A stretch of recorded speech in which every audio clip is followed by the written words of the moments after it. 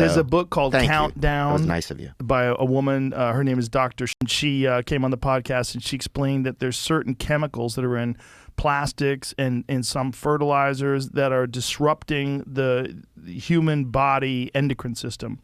And it's causing people's penises to shrink, balls to shrink, sperm counts are lowering. And because of the use of petrochemical products, the increase of phthalates into the human body from contamination has caused people's taints to shrink, balls to shrink, dicks to shrink, sperm counts to drop, and miscarriages to go up. And they think that if you think about that, like that is like causing gender to just kind of compress and to become like more ambiguous. And in the future, if that continues to happen, what does that mean? Like, what do we become genderless?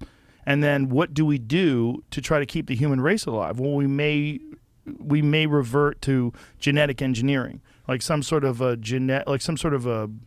medical technological intervention. So we breed from like splicing genes. So we get enough males and we get enough females. Yeah, and that has always been what's crazy about this is, although this sounds nuts, we're talking about it now.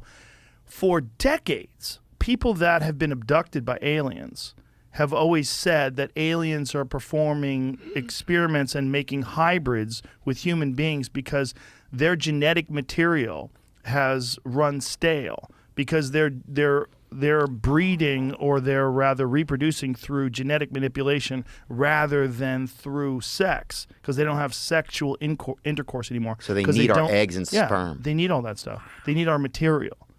But because they don't have that anymore. So that might be where all biological creatures that develop technology, and technology in our case involves a lot of plastic.